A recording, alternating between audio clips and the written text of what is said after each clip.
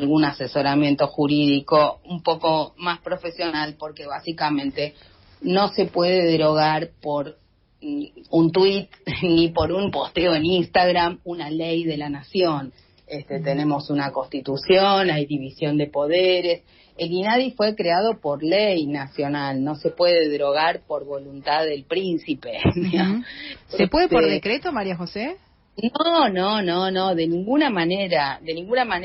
Esto estaba en la ley ómnibus que por impericia o por decisión se cayó o la dejaron caer.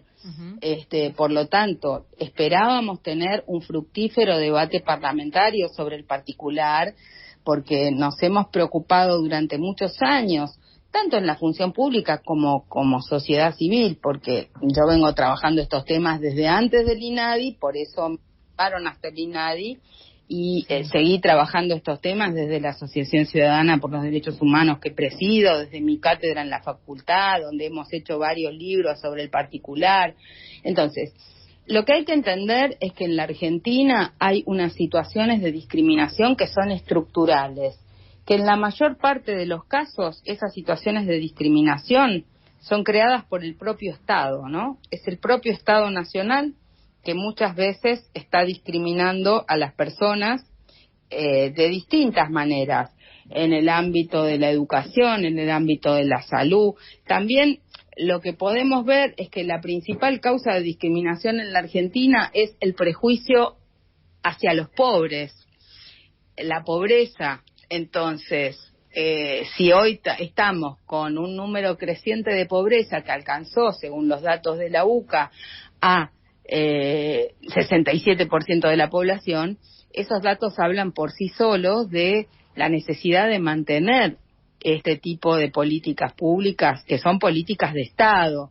Nosotros hemos, como Argentina, hemos suscrito, ratificado tratados internacionales en materia de derechos humanos para la eliminación de toda forma de discriminación contra la mujer, para la eliminación de toda forma de discriminación racial, xenofobia o racismo, para los derechos de los niños, para los derechos de las personas con discapacidad. Y hemos asumido compromisos internacionales en ese marco, donde el INADI vino siendo destacado a nivel internacional por sus políticas públicas. De hecho, durante mi gestión, que fue hace muchos años, entre el 2006 y el 2010, nos consultaron de Francia, de México, del Reino Unido, donde realmente tomaron en cuenta las políticas públicas y el funcionamiento de nuestro organismo también para mejorar sus formas de procedimiento y de funcionamiento en los institutos contra la discriminación de estos países. De eso yo puedo dar fe. Entonces, si algo no funciona, no se resuelve eliminándolo. Si algo funciona, ¿vos crees que ahora funcionaba? No tengo, lo que me consta de la gente que yo conozco, del trabajo que realizo contra la discriminación y el racismo en la universidad, por las investigaciones, conozco muchísimos profesionales del INADI de larga trayectoria, personas que trabajan denodadamente. Yo no puedo dar cuenta ni del presupuesto que tenían en el último año, ni de los datos que da el actual ministro de Justicia. Eso deberían contestarlo las que estuvieron a cargo de las últimas administraciones. Pero me consta de la capacidad de Greta Pena, que fue la última responsable del INADI por un corto tiempo. Ella fue directora durante mi gestión, entonces... Te quiero preguntar, ¿cuántas personas había trabajando en el INADI cuando estabas vos? Bueno, cuando yo llegué al INADI era escasísimo el personal, había 30 profesionales, y por eso fue una etapa muy importante donde logramos abrir, después de 3 años de trabajo, las delegaciones en cada una de las provincias, fundamentales, porque hay casos y situaciones de discriminación a lo largo y ancho del país, y como el INADI es un organismo creado por el Congreso Nacional, con representación de distintos otros actores, como digamos, la DAIA estuvo representada desde el primer momento, que se ha expedido, ha repudiado esta bravuconada del presidente en las últimas horas, sacaron también un comunicado. Muchas organizaciones de la sociedad civil han cooperado con la apertura del INADI y, de hecho, lo que fuimos haciendo es, a través de un procedimiento participativo y luego, antes de irme de la función, abriendo la puerta a que hubiera concursos, sí, que es la manera de capacitar al personal y de abrir las puertas del personal, ¿no? Digamos, con sí, eficiencia, con títulos académicos, con trayectoria y sobre todo con criterios que tenían que ver con abrir el Estado a la sociedad civil. Sí, ahora, María José, porque si no... es como mucha información y la gente se pierde un poco. Lo que yo te pregunto es, el INADI venía intervenido hace mucho tiempo, desde el año 2011. No estuvo intervenido en tu gestión y en otra más, pero si no, siempre estuvo intervenido. Y nunca hubo resultados concretos de esas intervenciones. Eso me parece, digamos, esto es la incapacidad de la política y del sistema parlamentario de ponerse de acuerdo y de consensuar. Yo tuve la satisfacción ética y concreta de que todos los bloques de ambas cámaras apoyaran mi designación en su momento. Entonces, la verdad que eso da una fortaleza para llevar adelante políticas de Estado donde hay una línea trazada, donde uno rinde cuentas de una función y de una gestión, y de hecho me fui de mi gestión con una auditoría que hizo Poder Ciudadano, que estaba en cabeza de Laura Alonso, que nadie podrá sospechar que piensa igual que yo en muchas cosas, donde auditaron no solamente la eficiencia, las respuestas, hicieron toda una auditoría muy puntillosa, de la cual tengo copia, y nos felicitaron por la eficacia en la gestión. Claro, pero eso después no pasó. En la gestión de Donda, la dimensión del INADI creció abismalmente, aumentó el número de delegaciones, de subdelegaciones, de enlaces, se venían gastando 8 millones de pesos por mes en alquileres. Claro, por eso, primero... Tenía un presupuesto de 2 billones y...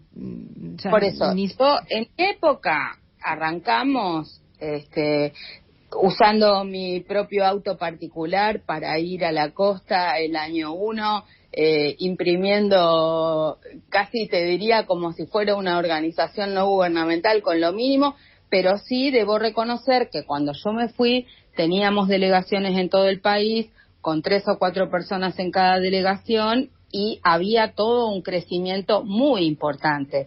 No puedo decirte, los sueldos de la época no eran fastuosos para nada, y eso más bien tendría que contestarte la gente de ATE y de UPCN, que son los dos sindicatos en el Ministerio de Justicia, porque hay categorías. En la administración pública hoy no es así que cualquiera le pones cualquier monto en un contrato. O sea, las personas cobran en función de su título profesional, su antigüedad. Claro.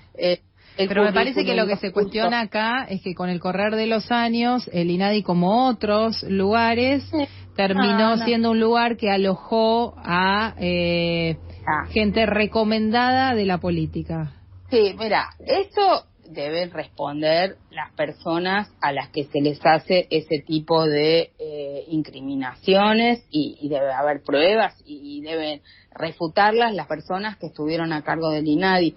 Yo no voy a hablar por ellas, yo te puedo decir lo que hicimos en nuestra gestión y puedo dar cuenta de que nadie fue designado por pedido político. A mí ningún presidente me pidió que designara a una sola persona, y nadie me pidió tampoco que sacara a una persona. Bien.